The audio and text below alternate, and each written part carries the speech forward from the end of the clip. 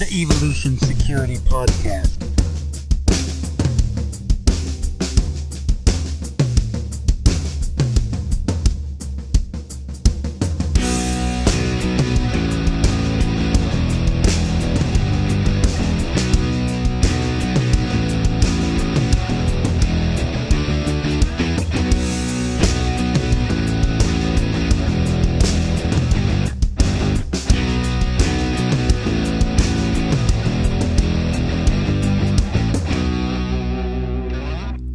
Welcome to the Evolution Security Podcast, where we give you the knowledge and live training to protect yourself, your family, and your country. Our hosts are Eric Davis, Aaron Davis, and myself, Brian Schilt. This show is brought to you in part by Tenacor. Tenacor manufactures holsters and weapon retention systems that work. We suggest that you check out the Velo 4 AWIB holster. We don't only recommend it, we also use them daily. Find them at tenacor.com. That's TENICOR. Use EvoSec at checkout for 10% off. That's EVOSEC at checkout for 10% off. Also, if you'd like to find us online, look for us on Instagram at EvoSec USA, Facebook at EvoSec USA, and our website, evosec.org. That's evosec.org. And now also on Patreon at EvoSec USA. That's patreon.com/EvoSec USA. We would love to see donations and are working on benefits for benefactors. Hello, everyone. Aaron Davis here. Thanks so much for listening to the Evolution Security Podcast.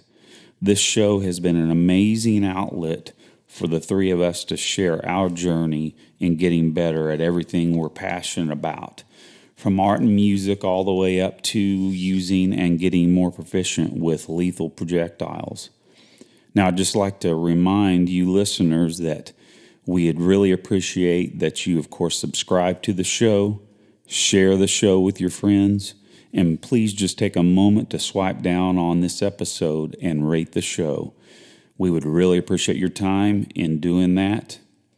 Now, scheduling, just FYI, scheduling has delayed us in releasing this particular episode. But we love getting the chance to do shows where it's just the three of us hanging out, as it were. Now, just bear with us on this episode. We were working out some audio kinks while Eric was on the road. But please take a listen, join us, and we really appreciate, again, you listening to our show. Hey, everyone. Welcome back for another episode. We're going to lead in with a quote. What do you got there, bud? Thanks, Brian. Don't just read this book. Don't just listen to the podcast. Don't just watch videos online. Don't just take notes. Don't just study them. Don't just share them with your friends. Don't just plan. Don't just mark your calendar. Don't just, quote, get motivated, end quote. Don't just talk. Don't just think. Don't just dream. No, none of that matters. The only thing that matters is that you actually do. So do. Jocko Willink, Discipline Equals Freedom Field Manual. I thought with the subject that we're going to cover tonight that was, there wasn't a better quote. What do you think about that, Brian? You know, that's something that, and I wish I could tell our listeners what changed in me, but you know, there was a period, and you know, definitely adding the things that he said, don't just, but definitely do those things for sure. But those things are, I think, the catalyst for what pushed me into doing. And man, that is like we were talking beforehand. Eric said this quote just pumps him up, and it reminds me that, you know, I can do all the planning I want, all the reading I want, all the brushing up on material I want, but if I take no action, then I don't get any real life benefit out of it, because all of the books and all of the stories and all of the plans that I can make don't actually produce a better Brian unless Brian goes out and trains. And that's what the do is for me, is the training. So, man, I appreciate you sharing that with us, Eric. What do you think, Aaron? Yeah, that's a great quote. Now, I'll tell you, we are certainly here to work on getting better at fitness, martial arts, and protecting ourselves and our families. But I have a little bit different take on when I hear do. Throughout my life, I've witnessed, no offense to people that really like sports and watching their favorite sports teams, football, basketball, baseball, etc. Those are great, and it's a lot of fun and entertaining, but I want to ask those people, well, why aren't you on a baseball team? Why aren't you out doing something instead of just watching someone else do it? We can all do something that actually creates something and adds it to this physical universe that we're in, right? And to me, I want to do all these things that we espouse on here about getting better, like I said, physically and mentally, and better to protect ourselves. But I also want to make sure that people live a life of creating things and adding them to the world, whether that is doing their own activities or actually creating something through music or art. Just do something instead of just spectating other people. That's how it hit me. Man, that was a great response, guys. I mean, I could not have said it better myself. With that said, I guess we're going to go ahead and let Brian, you got the next segment of the show. Sure. And thanks for affording me this luxury. It's something that has been kind of weighing on me for the past couple weeks, and this week has been kind of the highlight of what's been going down. And just to, I'm going to loosely read off some notes and just bring you up to speed on some stuff that's been going on in Virginia. That is a pretty substantial thing going on with Second Amendment rights there. And, in the last election, the Virginia delegate General Assembly, they got the Democrats got a majority, so they're going to try and make some changes. And I understand all of that. We have a two-party system. And back in early December, Governor Northam and the delegates, revealed that they were going to pass some pretty substantial gun safety laws. And again, these are being marketed as gun safety, and we can, that discussion's been had, and I won't hash through that here. I want to try and kind of stick to what's happened over the last month. And the original bills that they introduced, some of them even included confiscation of specific types of weapons. And these are weapons that are commonly owned, legally acquired, legally owned by law-abiding citizens. They use them for sport, self-defense, protection of their homes. It really doesn't matter what they're used for. They're legally owned and acquired, and they're talking about taking property from citizens. And it doesn't surprise me that made some people irritated. So, there was the first thing that happened is sanctuary counties started popping up all over the state. And this is where sheriff's departments for the county said, we will not enforce any legislation that requires confiscation of firearms from law-abiding citizens. This is ridiculous. And they stuck to their guns. And a particular representative, A. Donald McEachin, even said, well, Governor Northam may have to mobilize the National Guard to enforce law. And that this was already a heated thing. And the one thing I really want to point out with that statement is, to Mr. McEachin, I think there's a lot of steps between proposed legislation and threatening to call out the National Guard, bro. Calm it down. You haven't even passed any laws, and you're already talking about how you're going to force people to give up their firearms. I feel like this has happened once before, very near to where you are. So you might read a history book, but these sanctuary counties started multiplying, and just everyone was getting on board, and they backed off of the confiscation. Now, I don't know if this was a prank or a ploy, because that is a tactic in politics to freak everyone out with asking for more than they would ever give, and then dialing it back to something that they might be able to swallow. And the problem is they didn't dial it back very far. And so this last Monday happened to be Martin Luther King Day, and it is a national holiday. And it is also the day that Virginians traditionally visit the Capitol to lobby their lawmakers and tell them yes or no on the things that they're looking at. So leading up to this, a few other things happened. Some of these bills that normally don't get acted on at all until legislature starts, which was this week, were passed out of a Senate committee for to be sent to the House or the Senate floor. Nothing, that no action had been taken. But normally that doesn't even occur until this process has started for normal legislation, because that allows people to come and give public comment and to testify in committee. So they were denied that normal process of law. And then also leading up to this, Governor Northam found out, they publicized that they're going to have a Second Amendment rally and encourage people to come, which is great. I think that's awesome. This is part of participating in your own law.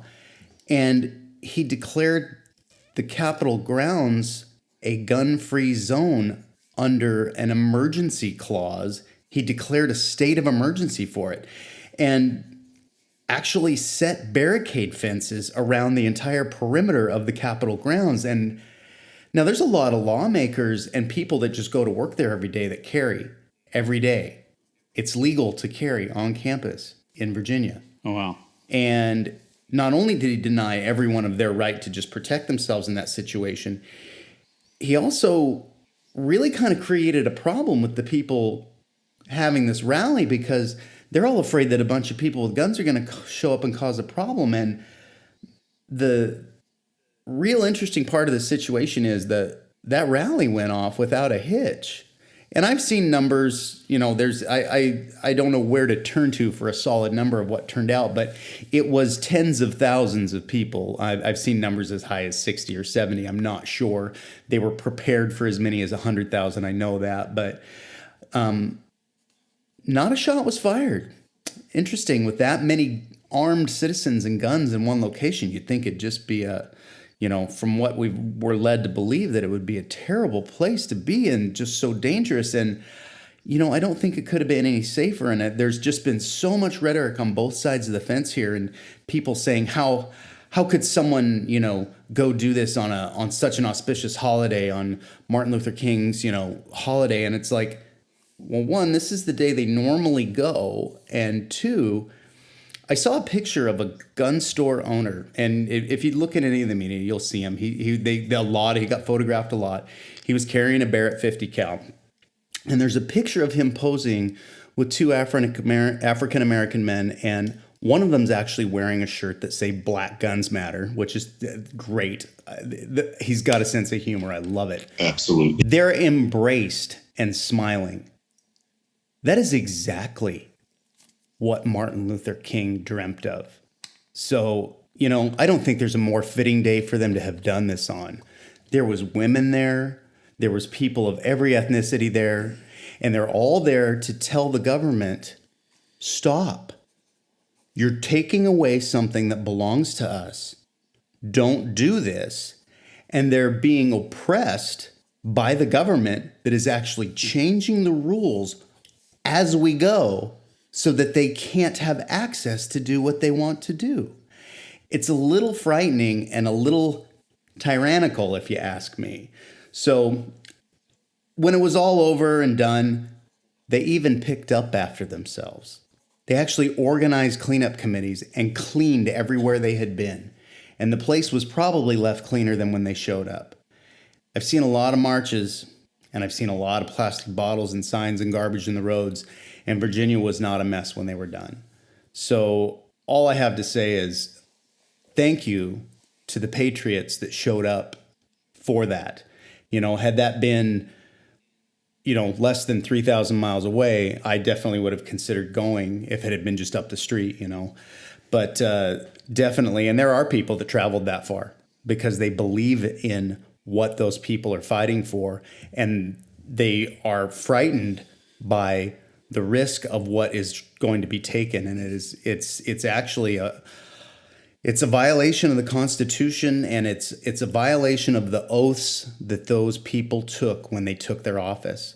Because how you can interpret what they are trying to do not being an infringement of the Second Amendment is just beyond me. So apparently there's more than one way to think about this, and I'm open to understanding that, but I'm not open to having my rights removed from me. So I'll close with that. I don't want to go on too far, but man, it was not what the media and the press was leading us to believe it was going to be. It was a peaceful assembly, and it really showed how many people in Virginia are unhappy about what they're attempting to have passed upon them, which is not what the public wants.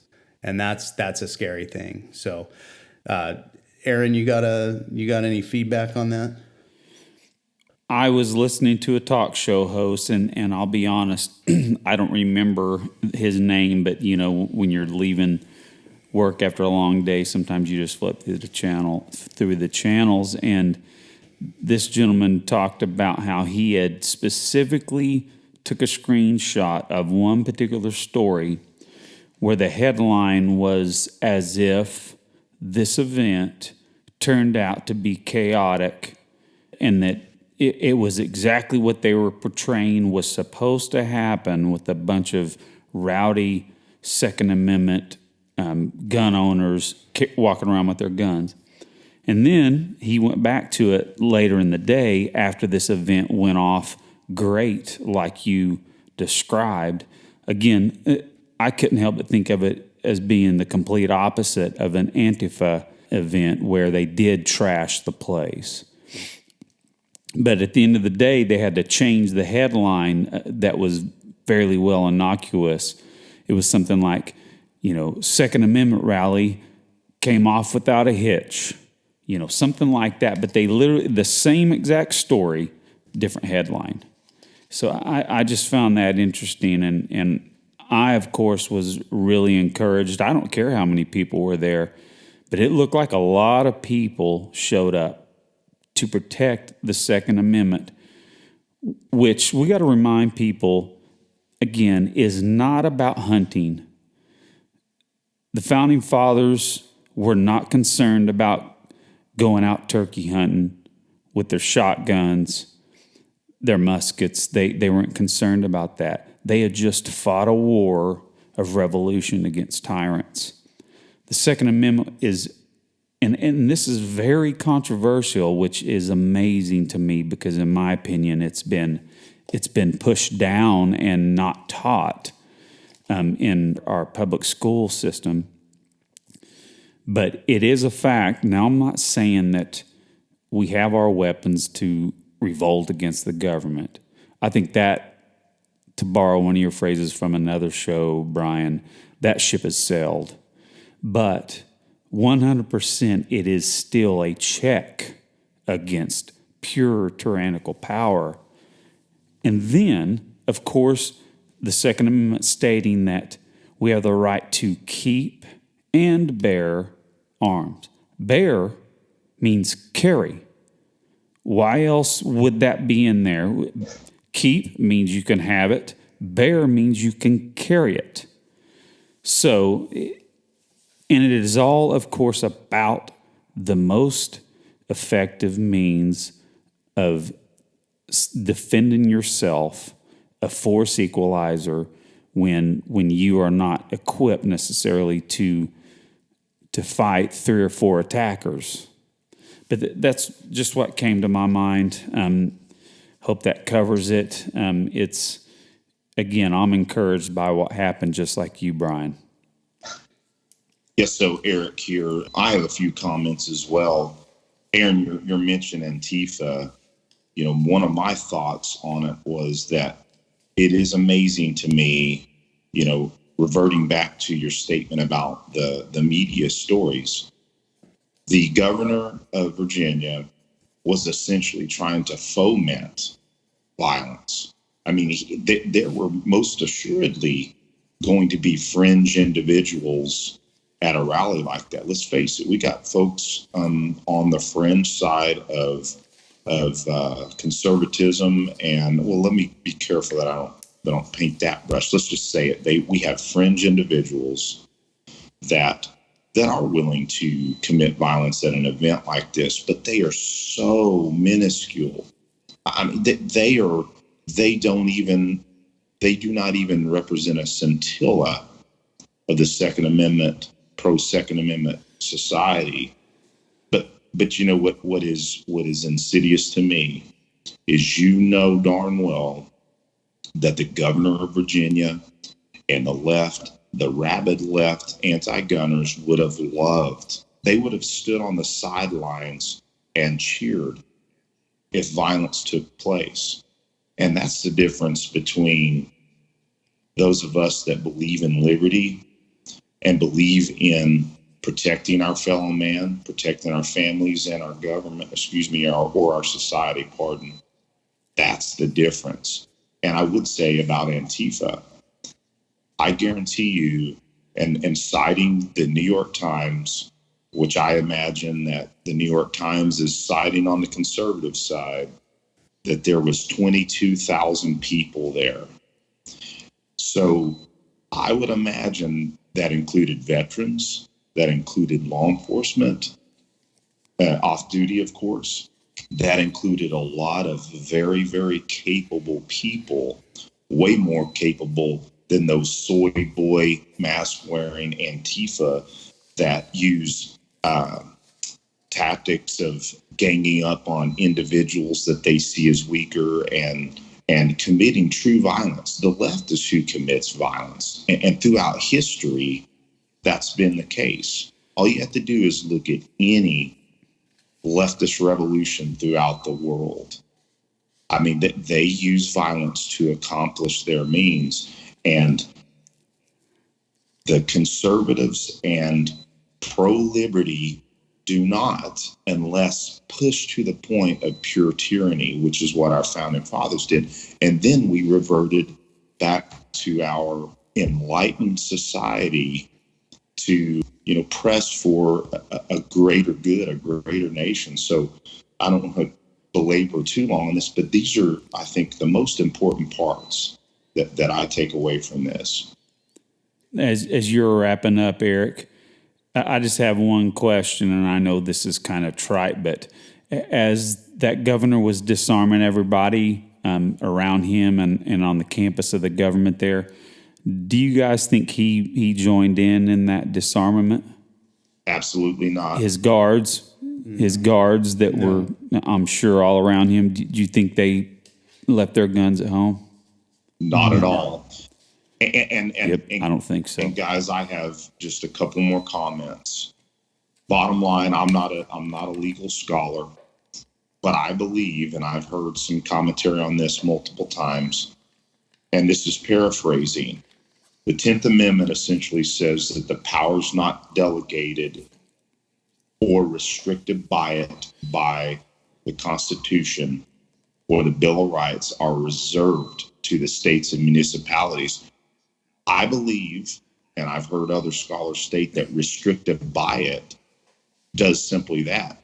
The Bill of Rights codified prior to the 10th Amendment, you cannot change that at the state or municipality level. It is an infringement on God-given rights. And what I find amazing is, guys, are you aware of any major movement against the First Amendment at the state or local municipality? No. I'm not. But for some reason, the Second Amendment is isolated from any of the rights that say of the people or right of the people. Isn't it amazing that the Bill of Rights says people? You know, that's what's amazing to me about the Second Amendment is how easily it is amended without actually really being amended. Because we know that's the only way you can change an amendment is Article 5 of the Constitution. So again, without belaboring that too long, Brian, excellent commentary. And, our listeners are likely very engaged. But I think this was a timely discussion. Thank you very much. Yeah, and I'll follow up on your guys' comments real briefly. There's, as you mentioned, Aaron, I also screenshotted a couple things that morning about the time the rally was starting, and one of them was among an overwhelmingly white male crowd, and it's like, wait, I think there was actually a really normal demographic there. And when you go back today, this is not the same agency, but if you go back and look today, the wrap up is Virginia pro-gun rally, despite anger, threats of insurrection, massive rally is carried out peacefully. And I'm like, yeah, they're mad because they're trying to take their rights away. I'm not really sure where the threats of insurrection came from. I don't believe that anyone actually filed viable threats against anyone. They said that they would assemble, and they did. And then the part that just really, I forgot to mention this earlier, and just rubbed me wrong, is after the rally, Governor Northam tweets, "We are all thankful that today passed without incident. The team successfully de-escalated what could have been a volatile situation."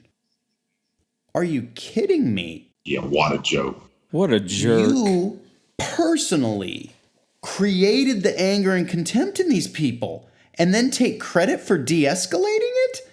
You've got to be joking me. The actions that you took only made people more irritated.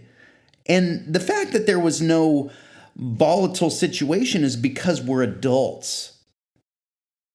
We didn't riot in the streets when you got elected. We didn't burn buildings or roll cars over. You guys did that. Anyway, I'll stop that right now because we don't. it's a path we don't want to take on the show. But it's we try not to be too political, but this is a timely bit of information that we need to cover because that it tweet affects was us. Just over the top. So anyway, moving on. Eric is going to outline some information for us about evolution security and what we recommend training in and what our training essentials are. And before he does that, I think Aaron's going to give us a recap because in a previous show we went through, in pretty depth, the first section of what we would call evolution or ESS 1. So for a recap, here's Aaron Davis. Sure. If you want to refer back to our episode number 9, we went over these, like Brian said, in detail. So I'm just going to hit some highlights here. So the first training essential that we had on that show was MUC, or Managing Unknown Contacts. Of course, we give full credit to Craig Douglas on that. Now, that includes understanding pre-assault indicators, of course, managing space, and unknown individuals. We want to avoid the fight altogether. Now, number 2, we're concerned with and promote physical fitness. Most important, of course, is your cardiovascular health and endurance because, of course, the number one killer, I believe, is cardiovascular disease. So if someone dies of a heart attack, their .45 God's caliber pistol didn't help them a bit right there. So, and then second of all, in your physical well-being would be, of course, strength. Now, number 3 we prioritize basic empty hands and combatives. Number one, we espouse that jiu-jitsu, we feel that it's the best place for you to start. Now, also add to that, you're going to notice a trend here. The next one we espouse is wrestling, clinch, Greco-Roman. They should also be a second priority to after you've started out in jiu-jitsu, especially when the wrestling portion really helps in a weapons-based environment. Number 4, mindset. How is mindset developed? Well, you do tough things, you face tough challenges, and you participate in tough training. That's where you get your mindset from. Now, number 5, of course, and notice how this is lower on the list, is your pistol. We do need to have a quality pistol, be proficient with that pistol, and actually carry it every day and everywhere you can legally. So now we're going to go ahead and continue on this thread of what EvoSec believes as the training essentials. I'm going to go ahead and pass it on to Eric for the next installment in that. Thanks a lot, Aaron. And I appreciate you concisely going over the first 5. So again, folks in the audience, is there necessarily a distinct order? Not necessarily, but I do believe we weigh overall the most important aspects of a proper defensive package. Now, what I will say is that's why I kind of opened with that statement, is because the next one that we're going to talk about is medical. You know, some may argue that medical is more important than the pistol, and that's arguable because there is more of a likelihood that you will save somebody's life with basic trauma medicine than you will a pistol. That's just a fact.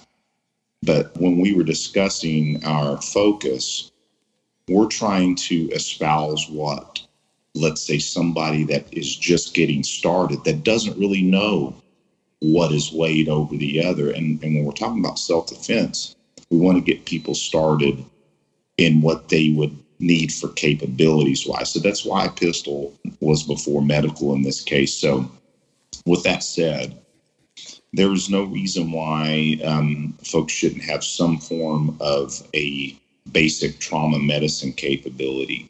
And there's so many classes out there now, and I'll kind of hit on TCCC here in just a second, because just do a search for your local area and see if there's any available TCCC courses. There are civilian combat lifesaver or types of combat lifesaver classes that are available everywhere. There's Stop the Bleed classes offered by, local instructors and national instructors. So just seek that out. Bottom line, though, is that you can go out today, get on Amazon or wherever you shop and get yourself a few solid tourniquets.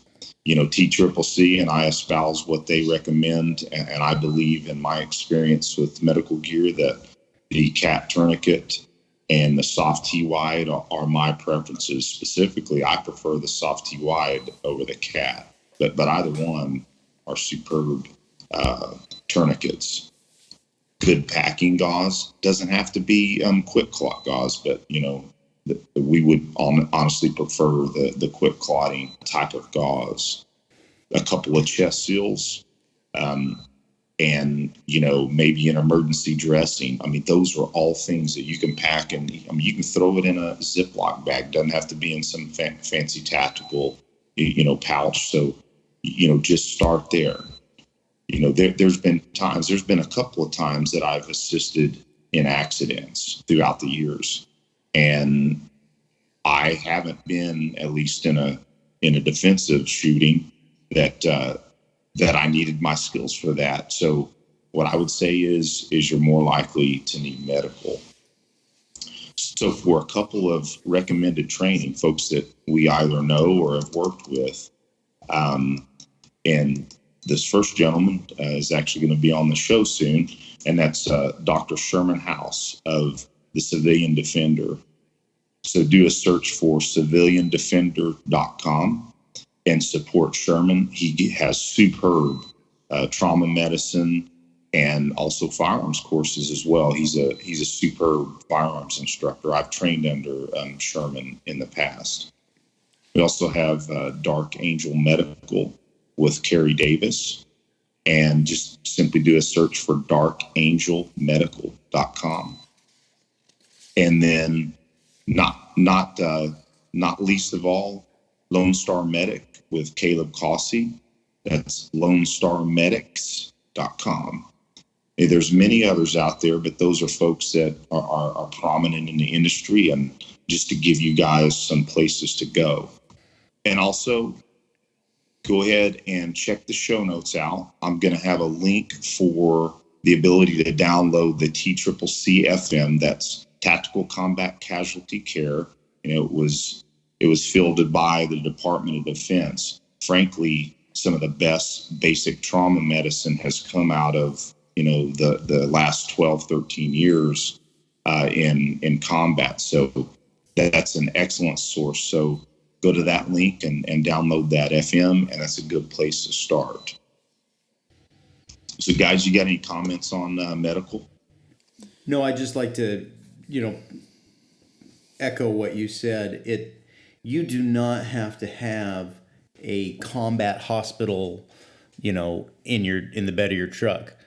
But if you don't even have a bag with some gauze, some Band-Aids, maybe some alcohol wipes, you can take this. TCCC is awesome, and I encourage everyone to look into it. But if you have not taken a basic first aid course and don't have a basic first aid kit in your vehicle, start there. You got to start somewhere, because this stuff is huge. It's a big deal. We've talked about it before. I am 100 times more likely to need to help someone having a heart attack than a gunshot victim. Now, we're playing with guns. We're shooting on the range all the time. I think it is very important that we have some of these more advanced skills and advanced treatment options like tourniquets, like chest seals, those kinds of things. But if you have no training at all, just buying that gear is not going to help you. So that's my 2 cents on it. So a few years ago, I went to my bro's house here, and he gave me, because we were going to go to another training event, and for some reason we had to back out of that. I believe it was it ended up being a Leo and military only class. At the last minute, they changed it for some reason. So Eric put together a really good class for me and actually gave me a primer in ECQC. We did a lot of carbine work, a lot of work that he had gleaned from Frank Proctor. And then, but another section was a mini primer on medical care. So he showed me a lot of stuff on how to use a tourniquet, how to use an Israeli bandage, and even show me how to use chest seals and when to use those. So those were some basics, but I do have to say, after that, he put together an IFAC kit for me, and that's always in my go bag in my back seat.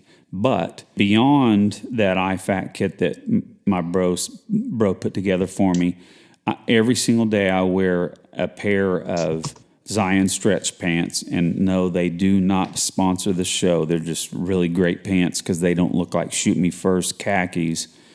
But there is a pocket on the left leg, and it is perfect size to put my Celox Rapid hemostatic Z gauze in, and then of course a cat tourniquet. I know I could probably have more. I might add a chest seal to that, but I'm pretty good to go with a small load out there. Nice. That's good stuff, Aaron. Well, thanks for the commentary, guys, on that. So we'll go ahead and move on to the next priority, and that would be non-lethal. It's crucial. People need to carry a bridge between non-lethal and lethal.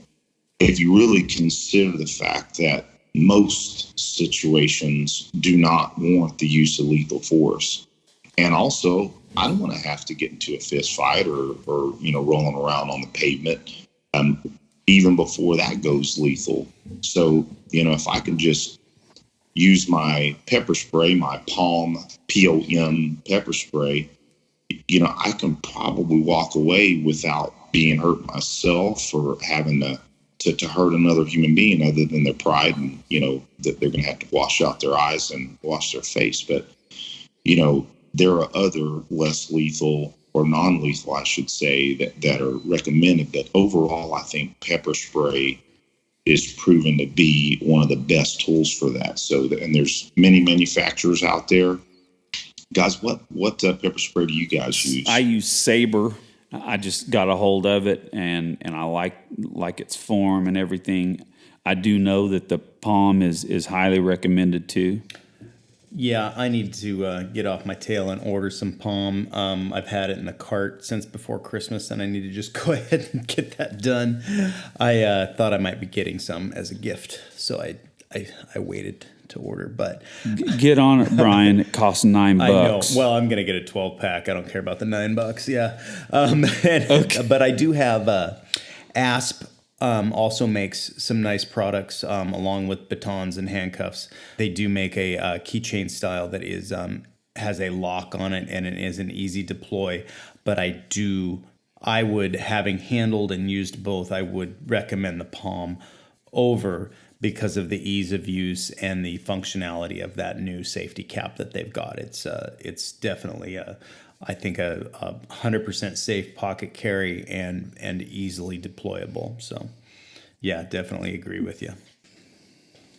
That's the reason why I love the Palm. I mean, it's in my pocket right now. I do not have to worry about it indeing in my pants. Yeah. With pepper spray, as you have your broad field of vision as you're walking through a parking lot, through a transitional space, you can have your hand right on that pepper spray and literally have it out way faster than you can get to your gun, right? And so I've made a practice. I always have my hand on my pepper spray as I walk through parking lots. Nice. If anyone wants to learn more about the use of pepper spray, they should search out Chuck Haggard.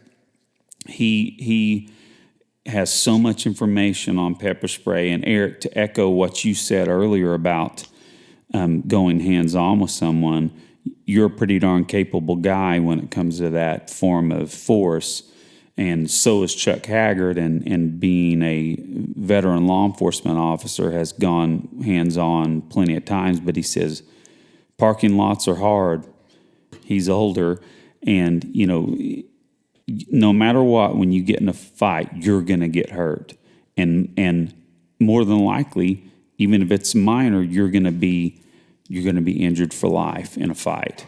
So he says, I'd rather use the pepper spray and avoid all that. So that's about it. I would say that.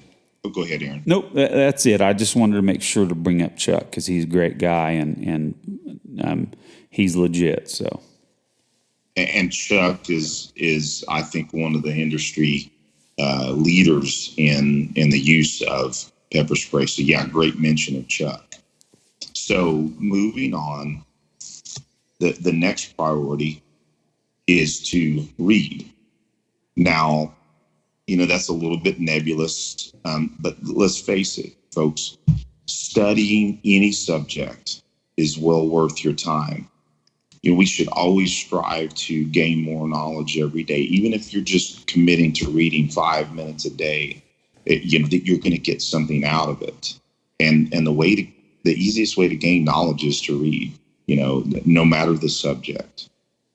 So also in this time and age, podcasts and audiobooks are also an exponential way to learn and continue learning. To quote Dr. Jordan Peterson, or a paraphrase quoting him, he basically stated that in the age of podcasts and audiobooks, folks have the capability to earn a doctorate level education by reading and listening to the available content that's out there. So I thought that was real profound, and it really changed my thought process on podcasts. So I loved them to begin with, and it made me think much more highly about it. And let's face it, reading, studying, and learning something every day keeps the gray matter healthy as we age. What's your thoughts on that, Brian? No, I agree. And I'm probably, of the three of us, I can pretty much guarantee you I'm the worst reader. I've been pushing myself to do more. And I will say that although it is not a replacement, the podcasts have been really useful for me because I do spend a fair amount of time in my vehicle driving for my job.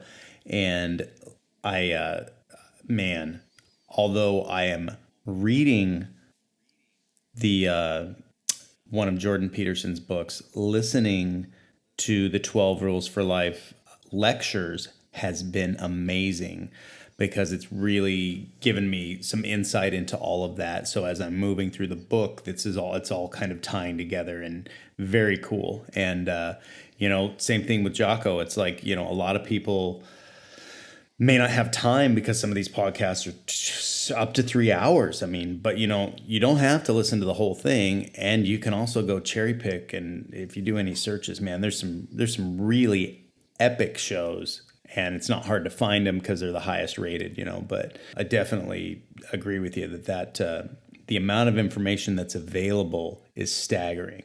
But there is something for me about reading on a page of paper that is not the same. So that is one of my goals for the year is to read more. So how about you, Aaron? On one point you just made about reading paper, I have little stints where I'll read books on my Kindle app on my phone, and it is not the same.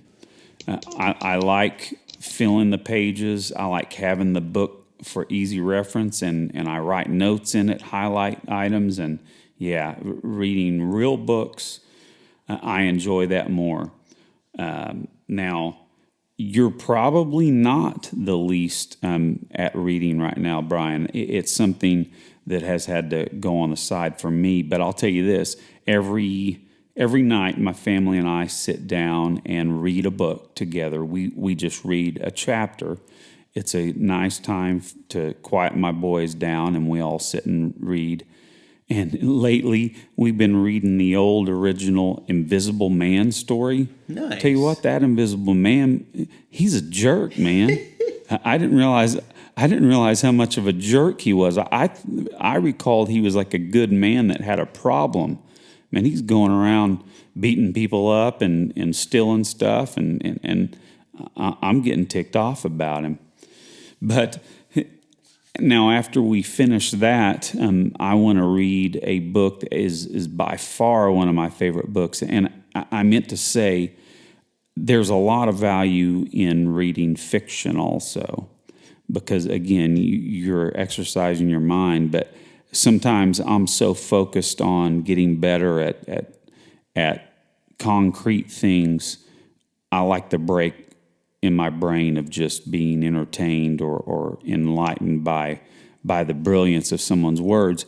And this book I'm going to read to my family next is a book by Stephen King called The Girl Who Loved Tom Gordon. Man, if you've ever, Stephen King must be the most prolific writer ever. If he's not, I would love to know who is. And of course, he has his horror books. He has his really weird books and odd stories. I'm not gonna ever attempt to watch that movie It, because that looks creepy. A daggum clown trying to kill everybody. Everybody hates clowns, man. That's why. Yep, no clowns. Clowns, freaking demons. Clowns are demons. Okay, so with this book, The Girl Who Loved Tom Gordon, and I'm just blabbing on here, but it's a really, really good book. Stephen King is a brilliant writer. Just reading how he creatively writes a dang sentence. it's just riveting to keep reading that book. So I'm looking forward to reading that. That's all I have on reading. Thanks for letting me ramble on a bit, guys. Well, Aaron, if I can honestly add to that what you said about novels, right now I'm on a novel roll, and frankly, you can still learn so much actual facts and factual information. Sorry for the redundancy from novels, because a good author is going to intertwine facts and history into their nonfictional writing. So, I mean, I learn all kinds of stuff from Brad Thor books. As a matter of fact, I'm reading Backlash right now, and lo and behold, he'll lay out a subject, and then I'll go do some research on it, and it's all factual. I'm also currently reading the Musashi novel, and hopefully I don't screw this up, by E.G. Yoshikawa. That's a good old redneck trying to pronounce Japanese words, but that is an incredible novel. It's quite a lengthy piece, but it's extremely detailed with some license used, if you will, on Musashi's life. So that's a really good one. So, but anyway, you guys got anything more on reading? You guys want me to move on? I think we're good to go to move on. Yep, I'm good with that. So the next priority, and this is kind of a reminder. This is going all the way back to priority 1: implement. All you have to do is choose one and start. We prefer that you would start with fitness, but you can choose, we would prefer you to try to take one out of the top 5 and just start working on it. I know that myself personally, I can't hit every single priority every week. We like to try to hit the highlights: jiu-jitsu, fitness, and shooting. Sometimes I don't get to the range. That's just the way things go. But basically, don't get overwhelmed from all the subjects we're talking about. Just choose one and implement it. You just may have to use periodization.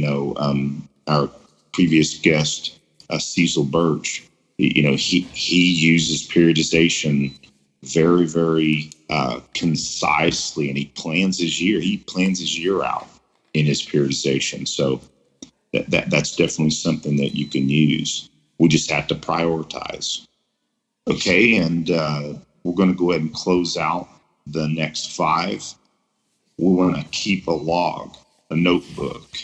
Referring back to Brian and Aaron's comment on tangible books, it's the same for writing. Having a tangible notebook, a pen or pencil, is a dying art. One thing that's for certain, if there were ever really truthfully any hard times, as long as you could get some form of paper and some writing utensil, that's a skill that no one can ever really take away from you.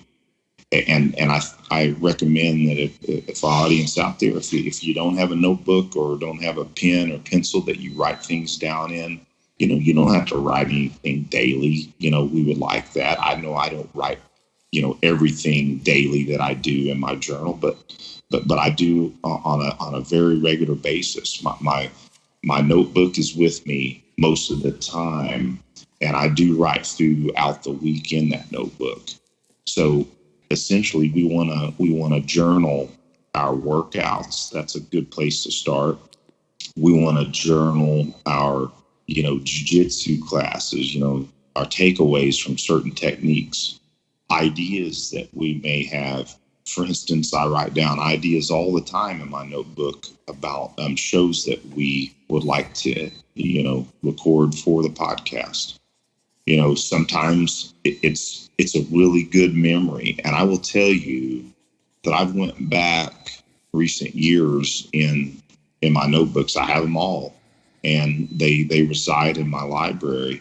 And sometimes I'll just pull my notebook out and I will read some of my most valued memories. And it's amazing to see them on paper. And, I sit there and thought about it. It's like, man, what would happen if I lost these notebooks? I mean, they are that valuable to me that I think, man, if I lost these notebooks, I would be very, very upset. Not to, go too far down that, but bottom line is a notebook is your friend, and it's going to help you stay organized with to-do lists and your goals for the day or the week or the year. It's just a good practice. And, I think our society would benefit for people pushing back to the written word. Your thoughts, Aaron? Sure. I'll tell you what, Eric, you pushed me to get into this, and I'm so glad you did. So I have two main journals that I work in.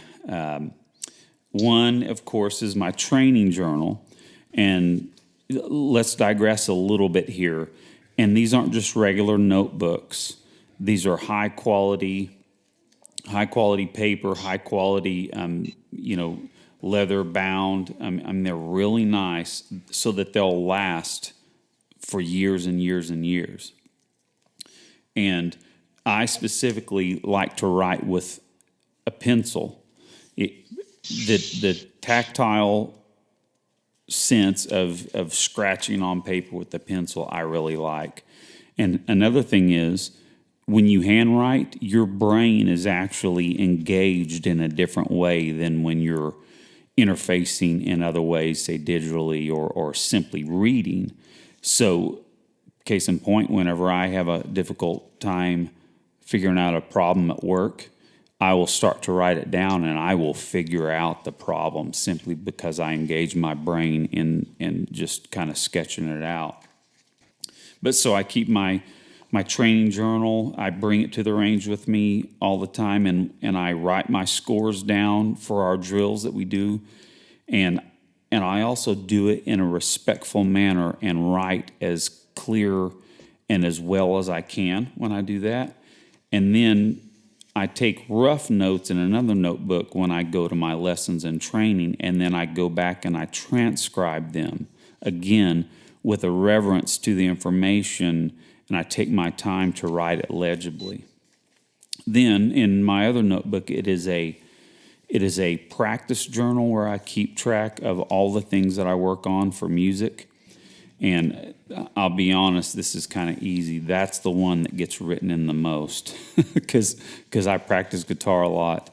And then another section where I write journal entries about what I'm doing with my family. So that's it on journaling for me. I think it's an amazing suggestion, Eric, and I love it that you brought that up. How about you, Brian? That's very cool. Very cool. And I like what you said about that, Aaron, about the experience of the pen on paper or pencil on paper is very different. And I am personally very finicky about pens and pencils, and I cherish some of my writing instruments. Being born left-handed, I don't get to work much with a nib because I just wind up smearing it all over the place. But I really enjoy writing in pencil in Write in the Rain books because that paper has got such a heavy tooth to it in the way that it burns up lead, but I don't care. It's just proper. It just it's cool. It's a gratifying feeling to lay that pencil down. So that's another thing that I'd mention too is I'm the same way with notebooks. I have tons of notebooks. I'll migrate from one notebook to another. I'll take notes in one for something for work, and then I'll do a little journaling in one for something else. So I'm not very consistent in writing in the same book. That's just kind of me being a little ADHD, I think. But I did notice that Office Depot is actually, and this was in the aisle right up by the register. I didn't go back and look in the store. They're actually carrying some of the entry-level moleskin stuff, and those moleskins are great. man, it's proper paper with a proper cover, and that's having the right materials to do that with is important. So I think that's just as much as like we were talking with the medical stuff and with any of our gear selection. It's like that's another little rabbit hole. But use something nice, make it a pleasure to do it, because then you're more likely to actually commit to doing it and doing it often. So yeah, and right now I've got. Go ahead. I was just going to say it adds to the reverence of the process that you're engaging in. Yeah. Yep. I got a friend right now who's doing his basic in Fort Benning, and he was able to visit for Christmas, and it was very, very cool to spend a little time with him. But he made sure that we all had the address where we can ride him at the barracks, and I'm actually gonna make. He'll be made fun of by everyone, but I'm going to try really hard. And this is one of the things that I want to do is reaching out to him. He's got another 3 months to be there. Actually, I think closer to 4, but I'm going to try and write him a short letter every week. It's such a simple thing to do, and it will make such a profound difference on his life and his experience while he's there, to be getting those little glimpses of staying connected and staying, in this modality. Even though he's on a whole separate training path, he's excited to get home and get back to what he's not able to do now. And that's what I did. I sat down and I took a Write in the Rain book, and I just wrote and it's just a little 6 by 8 page. I just wrote a 1-page letter, put a stamp on it, sent it out. And I'm gonna probably after this podcast, I'll write another one, and then next week I'll do it again. So I'm just gonna try to do this once a week, and we'll see how that goes. But yeah, Eric, what do you got, Eric? Well, Brian, I am so glad that you mentioned that. I'm aware of our friend. We've had the opportunity. You introduced me to him, and he's such an amazing young man that I would most assuredly, if you could send me his address, I will write him as well. And let me say for the audience the value of receiving letters. Again, you'll continue to hear this because it's a part of me. Being an Army veteran, I've been at basic training where a letter means everything. It is so valuable, so emotional, such an excitement at mail call, and you receive that tangible letter. It is absolutely, I honestly get emotional thinking about how those letters helped me, because basic is, even that there's the folks out there, well, where'd you go to basic? Well, I went to basic here, blah, blah, blah. I don't care where you went to basic. It was hard. And you need things to help you along that process. And letters were probably letters in my Bible and chapel. Those 3 things got me through the toughest times. So yeah, please write your veterans that are in training and seclusion. And yeah, thanks, Brian, for mentioning that.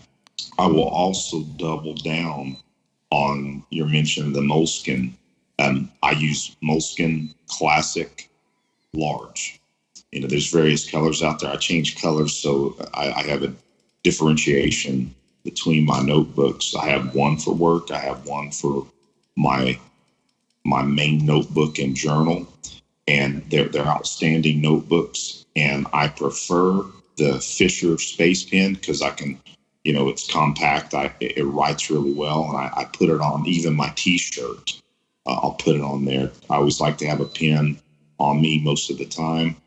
And for my back pocket notebook, you mentioned Write in the Rain. I have Write in the Rain field notes that I just slide in my back pocket. And if I have a quick idea that I don't have my moleskin, I grab that notebook out of my back pocket. So good mention of those tools there, Brian. Yep. Well, guys, I have to say that I've got to get to work here. Man, this has been outstanding. I really appreciate the time I get to spend with you guys. So we're gonna bounce on accountability because we've run over on our recording time, but man, that's what a great time to spend together with friends, man. I really appreciate it when we get to do this stuff. So how about you guys? You good with that? Absolutely. Absolutely. I think there's been some accountability within this, so I sure. think we're good to go. All right, man. Good. Well, hey, until next time, guys, stay safe. You guys as well. Take care, guys. Bye.